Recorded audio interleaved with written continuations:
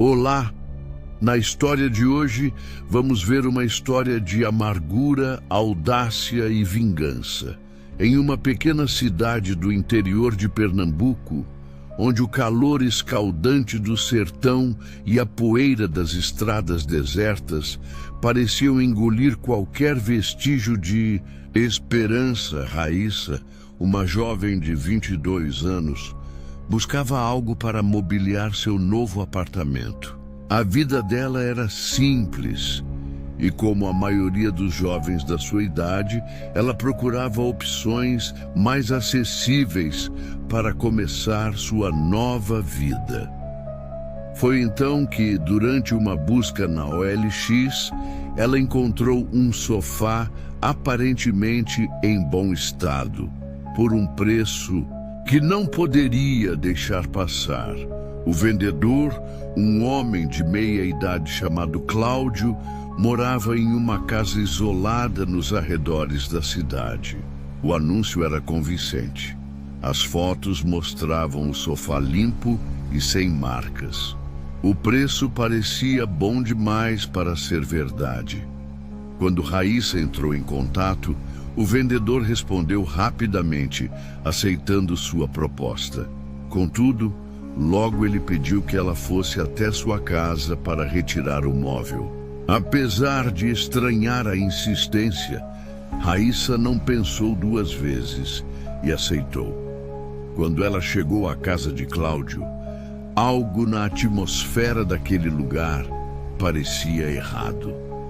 O ar abafado e o silêncio que rodeava a casa eram opressores. A casa, uma construção simples e isolada, ficava ainda mais estranha sob o céu cinzento do sertão. Ela se sentiu desconfortável, mas ainda assim decidiu entrar. Cláudio a recebeu com um sorriso forçado que mais parecia um disfarce para a malícia que ele escondia. O sofá estava lá, mas de forma alguma estava como nas fotos do anúncio. O tecido estava sujo, rasgado em várias partes e com manchas que pareciam impossíveis de remover. Raíssa tentou disfarçar a decepção e, com uma desculpa esfarrapada, tentou sair. Mas foi nesse momento que Cláudio, sem mais nem menos, a agarrou pelo braço, obrigando-a a voltar para o centro da sala. Com uma expressão fria, ele a olhou nos olhos e, com um sorriso perturbador, disse: "Eu posso te dar o sofá de graça, se você me der algo em troca, algo mais íntimo."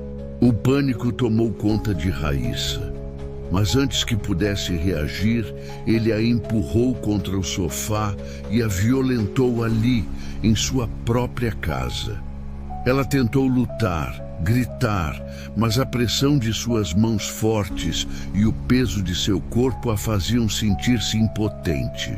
O tempo parecia não passar, e cada segundo ali parecia uma eternidade de dor e humilhação. Depois de cometer o crime, Cláudio a empurrou para fora de sua casa, dizendo com um tom de risada fria: "Isso é apenas o começo. Você voltará e eu farei mais."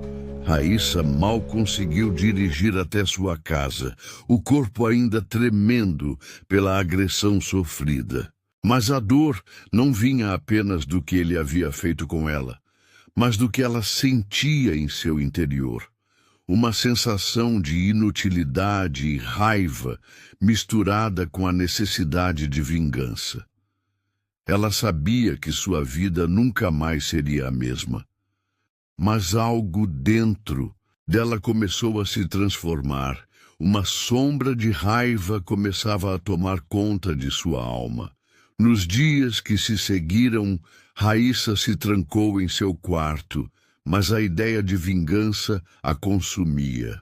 Não queria apenas que ele pagasse, queria que ele sentisse na pele o sofrimento que ela havia vivido.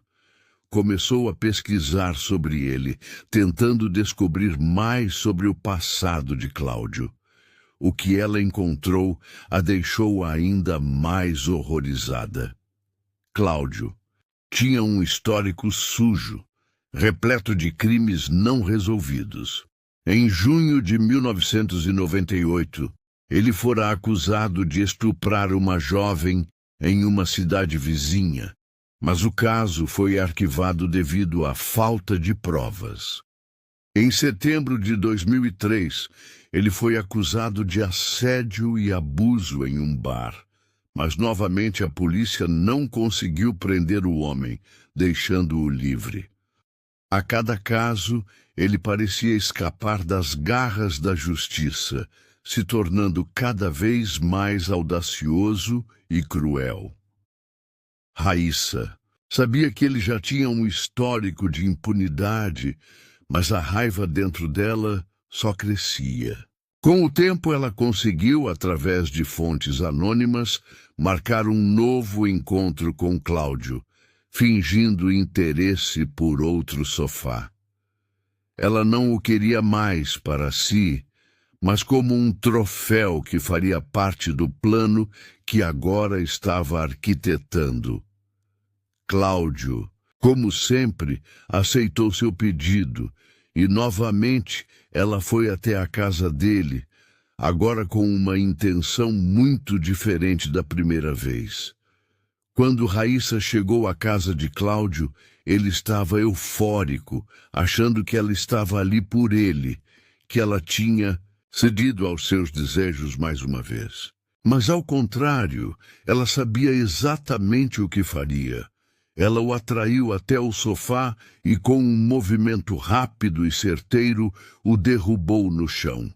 Com as mãos trêmulas, mas decididas, ela amarrou Cláudio à cama de ferro da sala com cordas que ela havia trazido escondidas.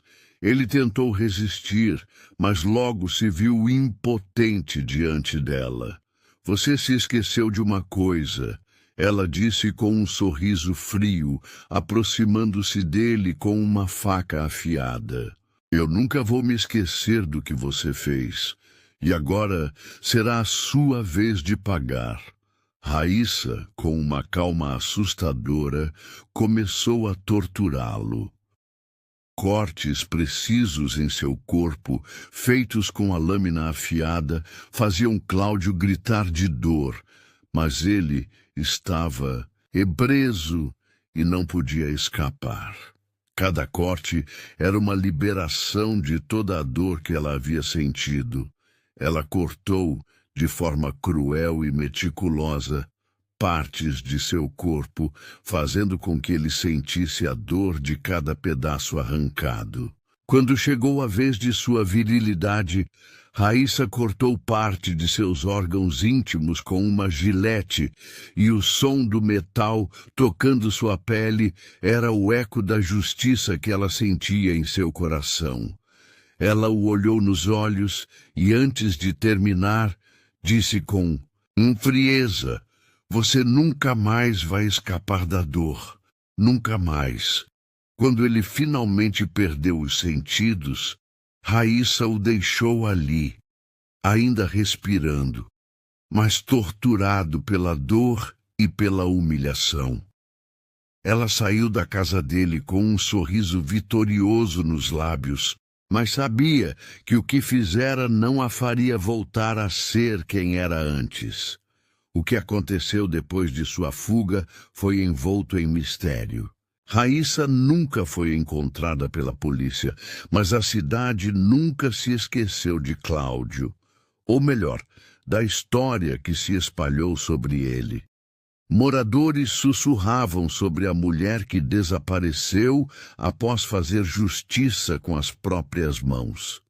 Eles diziam que Cláudio, antes de ser encontrado morto em sua casa, tinha falado sobre uma mulher misteriosa que o levou ao inferno.